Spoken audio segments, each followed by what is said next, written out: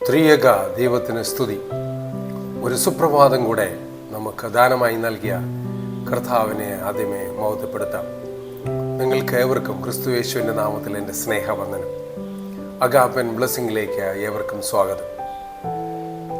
ജീവിതത്തിൽ ഇരുട്ടടഞ്ഞ ഒരു സാഹചര്യത്തിലൂടെയാണോ നമ്മൾ കടന്നു പോകുന്നത്? നമ്മുടെ കരിയറോ ആഗ്രഹങ്ങളോ പ്രതീക്ഷകളോ എല്ലാം കൺമുമ്പിൽ നിന്ന് തകർന്ന് ശൂന്യമായി എന്ന് കരുതുന്ന നിമിഷങ്ങളിലൂടെയാണോ? അങ്ങനെ നിരാശപ്പെട്ടിരിക്കുന്ന സമയമാണോ ഇത്? പ്രിയ സഹോദരി സഹോദരങ്ങളെ, നമ്മുടെ ജീവിതം പൂർണ്ണമായും അവസാനിച്ചു എന്ന് ലോകം വിധിയെഴുതുന്ന ആ കറുത്ത നിമിഷത്തിലാണ് ദൈവത്തിൻ്റെ ഏറ്റവും വലിയ അത്ഭുതം വെളിപ്പെടുന്നത് എന്ന് നമ്മെ ഓർമ്മിപ്പിക്കുന്ന അതിശക്തമായ ഒരു വചനമാണ് ഇന്ന് നമ്മൾ ധ്യാനിക്കുന്നത്. വിശുദ്ധ മർക്കോസ് 15:39 വചനം ഇപ്രകാരമാണ്: അവന് എതിരെ നിന്നിരുന്ന ശതാധിപൻ അവൻ ഇങ്ങനെ പ്രാണനെ വിട്ടത് കണ്ടിട്ട്, ഈ മനുഷ്യൻ ദൈവപുത്രനായിരുന്നു സത്യം എന്ന് പറഞ്ഞു. എല്ലാ പ്രതീക്ഷകളും അവസാനിച്ചു എന്ന് തോന്നിയ കാൽവറി ക്രൂശിന്റെ ചുവട്ടിൽ വെച്ച കഠിന ഹൃദയനായ ഒരു ശത്രുവിൻ്റെ നാവിലൂടെ ദൈവം പുറപ്പെടുവിച്ച ഏറ്റവും വലിയ സത്യത്തിൻ്റെ പശ്ചാത്തലമാണിത്. യേശുക്രിസ്തുവിൻ്റെ ക്രൂശീകരണത്തിൻ്റെ അവസാന നിമിഷങ്ങളാണ് ഈ വചനത്തിൻ്റെ പശ്ചാത്തലം. യേശു അപമാനിക്കപ്പെട്ടു, പരിഹസിക്കപ്പെട്ടു, ക്രൂശിക്കപ്പെട്ടു.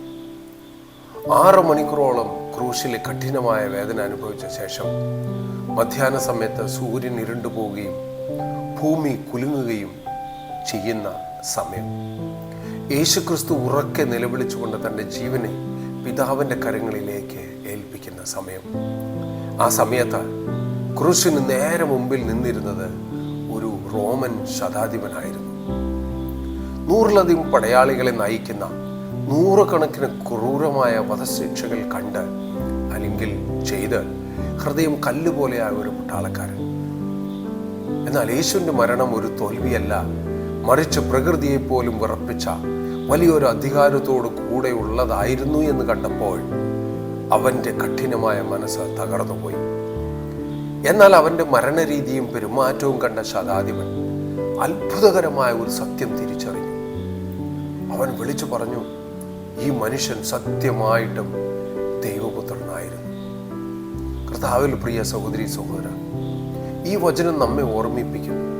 നമ്മുടെ ജീവിതത്തിൽ ഏറ്റവും പ്രധാനപ്പെട്ട കാര്യങ്ങൾ സംഭവിക്കുന്നത് പലപ്പോഴും നമ്മൾ കഠിനമായ പ്രതിസന്ധികളിലുള്ള കറുത്ത രാത്രികളിലാണ്.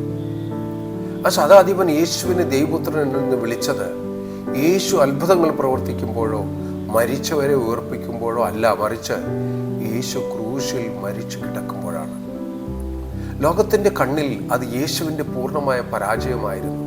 ശത്രുക്കൾ വിചാരിച്ചു അവർ ജയിച്ചുവെന്ന്. എന്നാൽ മനുഷ്യൻ അസ്തമയം എന്ന് കരുതുന്നിടത്താണ് ദൈവത്തിൻ്റെ പുതിയൊരു ഉദയം ആരംഭിക്കുന്നത്. ഈ വചനം നമ്മെ പഠിപ്പിക്കുന്ന കുറേ സത്യങ്ങളുണ്ട്. ആദ്യമായി, ദൈവം ആരെയും എപ്പോഴും എവിടെ വെച്ചും സ്പർശിക്കാം. ഈ ശതാധിപൻ ഒരു യഹൂദനല്ലായിരുന്നു, റോമക്കാരനായിരുന്നു. അവൻ യേശുവിൻ്റെ ശിഷ്യനുമല്ലായിരുന്നു. എന്നാൽ ദൈവം അവൻ്റെ ഹൃദയത്തെ സ്പർശിച്ചു. ഇത് നമ്മെ പഠിപ്പിക്കും, ദൈവത്തിന് അസാധ്യനായ ഒരു മനുഷ്യനുമില്ല. ഏത് വ്യക്തിയുടെയും ജീവിതം മാറ്റാൻ അവന് കഴിയും. അടുത്തത്, പ്രതിസന്ധികളിലെ നമ്മുടെ പെരുമാറ്റം മറ്റുള്ളവരെ സ്വാധീനിക്കുന്നു. ശതാധിപൻ യേശുവിനെ നിരീക്ഷിക്കുകയായിരുന്നു. അവൻ യേശുവിൻ്റെ ക്ഷമ കണ്ടു, സ്നേഹം കണ്ടു, ധൈര്യം കണ്ടു, പിതാവിലുള്ള വിശ്വാസം കണ്ടു. അതാണ് അവൻ്റെ ഹൃദയത്തെ മാറ്റിമറിച്ചത്. ഇന്ന് ആളുകൾ നമ്മുടെ ജീവിതവും കാണുന്നുണ്ട്. പ്രതിസന്ധികളിൽ നാം എങ്ങനെ പ്രതികരിക്കുന്നു എന്നത് വലിയ സാക്ഷ്യമാണ്. മറ്റുള്ളവർ നമ്മെ കണ്ട് പഠിക്കാനായിട്ട് സാധിക്കുമെങ്കിൽ അതാണ് ഏറ്റവും വലിയ വിശ്വാസം, ഉറപ്പാണ്. അടുത്തായി, കുരിശ് ദൈവസ്നേഹത്തിൻ്റെ ഒരു തെളിവാണെന്ന് പല പ്രാവശ്യം നമ്മൾ കണ്ടിട്ടുണ്ട്. ലോകം കുരിശിനെ പരാജയമായി കണ്ടതാണ് അന്ന് വരെ. എന്നാൽ അത് ദൈവസ്നേഹത്തിൻ്റെ ഏറ്റവും വലിയ പ്രകടനമായിരുന്നു. യേശു നമ്മുടെ പാപങ്ങൾക്ക് വേണ്ടി തൻ്റെ ജീവൻ നൽകി നമ്മെ രക്ഷിക്കാനായി അവൻ സ്വയം ബലിയായി. ഇതിലധികം സ്നേഹം വേറെ എവിടെയാണ് നമുക്ക് കിട്ടുക? അടുത്തായി, ഒരു തിരിച്ചറിവ് ജീവിതത്തെ മാറ്റാം. ഈ മനുഷ്യൻ ദൈവപുത്രനായിരുന്നു എന്ന തിരിച്ചറിവ് ശതാധിപൻ്റെ ജീവിതം തന്നെ മാറ്റി. നമ്മുടെ ജീവിതത്തിൽ ഒരു നിമിഷം മതി യേശു ആരാണെന്ന് യഥാർത്ഥത്തിൽ തിരിച്ചറിയുന്ന നിമിഷം നമ്മുടെ ജീവിതം തന്നെ മാറും. അടുത്തതായി, വിശ്വസിക്കാൻ ഒരിക്കലും വൈകിയിട്ടില്ല. ശതാധിപൻ യേശുവിൻ്റെ ജീവിതത്തിൻ്റെ അവസാന നിമിഷങ്ങളിലാണ് ഈ വിശ്വാസ പ്രഖ്യാപനം നടത്തിയത്. അതുപോലെ ആരും ദൈവത്തിലേക്ക് മടങ്ങി വരാൻ വൈകിയിട്ടില്ല. ദൈവത്തിൻ്റെ കൃപ ഇന്നും ലഭ്യമാണ്, ക്ഷമ ഇന്നും ലഭ്യമാണ്, രക്ഷ ഇന്നും നമ്മുടെ അടുത്താണ്. നമ്മുടെ ജീവിതത്തിൽ ഇപ്പോൾ അനുഭവപ്പെടുന്ന തകർച്ചകൾ കണ്ട് നാം ഭയപ്പെടേണ്ട ഒരാവശ്യമില്ല. നമ്മെ തള്ളി പറഞ്ഞവർ, നമ്മൾ തോറ്റുപോയി എന്ന് കരുതിയവർ, പരിഹസിച്ചവർ, അവർ തന്നെ നാളെ നമ്മുടെ ജീവിതത്തിലെ ദൈവിക മാറ്റം കണ്ട് അത്ഭുതപ്പെടും. നമ്മെ തകർക്കാൻ വന്ന സാഹചര്യങ്ങൾ തന്നെ നമ്മുടെ വിജയത്തിൻ്റെ സാക്ഷ്യമായി മാറും. കാരണം ആ വെള്ളിയാഴ്ചയിലെ കറുത്ത രാത്രിയിൽ എല്ലാം അവസാനിച്ചു എന്ന് കരുതിയവർക്ക് മുമ്പിൽ മരണത്തെയും കല്ലറയെയും തകർത്ത് ഞായറാഴ്ച രാവിലെ സർവശക്തനായി ഉയർത്തെഴുന്നേറ്റവനാണ് നമ്മുടെ കർത്താവും പിതാവുമായ യേശു ക്രിസ്തു. കല്ലറകൾക്ക് നമ്മുടെ വിജയത്തെ തടഞ്ഞു നിർത്താൻ കഴിയില്ല. അതുകൊണ്ട് ഇന്നത്തെ സാഹചര്യങ്ങൾ കണ്ട് ഭയന്ന് കരയുന്നത് ഇന്ന് നിർത്തുക, ഇപ്പോൾ നിർത്തുക. ഇരുട്ടിനപ്പുറം വലിയൊരു പ്രകാശം നമുക്കായി കാത്തിരിപ്പുണ്ട്. ഈ വചനം ഒരു റോമൻ സൈനികന്റെ വാക്കുകൾ മാത്രമല്ല, അത് ഓരോ മനുഷ്യരോടും ചോദിക്കുന്ന ഒരു ചോദ്യമാണ്. നമുക്ക് യേശു ആരാണ്? ഒരു ചരിത്ര പുരുഷനോ, ഒരു നല്ല അധ്യാപകനോ, അല്ലെങ്കിൽ ദൈവപുത്രനും നമ്മുടെ രക്ഷകനുമാണോ? ശതാധിപൻ കുരിശിൽ ഒരു പരാജിതനെ കണ്ടില്ല, അവൻ ദൈവപുത്രനെ കണ്ടു. ഇന്നും നമുക്കും അതേ വിശ്വാസം ഉണ്ടായിരിക്കട്ടെ. നമ്മുടെ ജീവിതം യേശുവിന് സമർപ്പിക്കാം, അവനെ വിശ്വസിക്കാം, അവനെ പിന്തുടരാം, അവനെ ധൈര്യത്തോടെ സാക്ഷീകരിക്കാം. നമുക്കും ശതാധിപനെ പോലെ പ്രഖ്യാപിക്കാം, തീർച്ചയായും ഈ മനുഷ്യൻ ദൈവപുത്രനായിരുന്നു. കർത്താവ് നമ്മെ സമൃദ്ധമായി അനുഗ്രഹിക്കട്ടെ. നമുക്കൊരു നിമിഷം ഇങ്ങനെ പ്രാർത്ഥിക്കാം. ഞങ്ങളെ എത്തിയും സ്നേഹിക്കുന്ന വാഴ്ത്തപ്പെട്ട യേശു സ്വർഗീയ പിതാവേ, ഇന്ന് ഈ കേട്ട വചനത്തിനായി നന്ദിയോടെ സ്തുതിക്കുന്നു, സ്തോത്രം ചെയ്യുന്നു. ഈ നല്ല സമയത്തിനായി നിന്നെ നന്ദിയോടെ സ്തുതിക്കുന്നു, സ്തോത്രം ചെയ്യുന്നു. കർത്താവെ, അഗാപ്പൻ ബ്ലെസ്സിങ്ങിലൂടെ ഈ വചനം കേൾക്കുന്ന മക്കളെ, ഇത് പങ്കുവയ്ക്കുന്ന മക്കളെയും ഈ നിമിഷം നീ അനുഗ്രഹിക്കണമേ, ആശീർവദിക്കണമേ. നിന്റെ തൃപ്പാദത്തിൽ അവരെ മറച്ചു കൊള്ളണമേ. അവർ ഏത് സാഹചര്യങ്ങളായിരുന്നാലും കർത്താവെ, നിന്റെ കൃപ നിന്റെ മക്കളിൽ ചൊരിഞ്ഞ് കർത്താവ് സന്തോഷത്തിൻ്റെയും സമാധാനത്തിൻ്റെയും ഐശ്വര്യത്തിൻ്റെയും നല്ല ദിനങ്ങൾ നൽകുമാറാകണമേ. കർത്താവെ, നിന്നെ ഞങ്ങൾ പൂർണ്ണമായി വിശ്വസിക്കുന്നു. നീ സത്യമായിട്ടും ദൈവപുത്രനായിരുന്നു, ഞങ്ങളുടെ രക്ഷകനാണ് എന്ന് ഞങ്ങൾ വിശ്വസിക്കുന്നു, സാക്ഷിക്കുന്നു. കർത്താവെ, അതേ, നീ മാത്രമാണ് ഞങ്ങളുടെ ദൈവം. ഞങ്ങൾ ആത്മാവ് കൊണ്ടും ഹൃദയം കൊണ്ടും കർത്താവെ നിന്നെ സാക്ഷീകരിക്കുന്നു.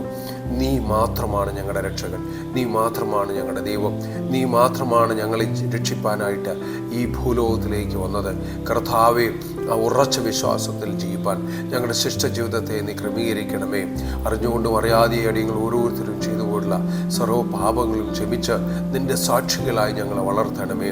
നീ തന്നിരിക്കുന്ന നന്മകൾക്ക് നന്ദിയുള്ളവരായി ജീവിപ്പിക്കണമേ. കർത്താവെ, ഈ വചനം കേൾക്കുന്ന മക്കൾ കർത്താവെ, നിന്റെ കൃപ മൂലം ഇപ്പോൾ തന്നെ നിറയപ്പെടണമേ.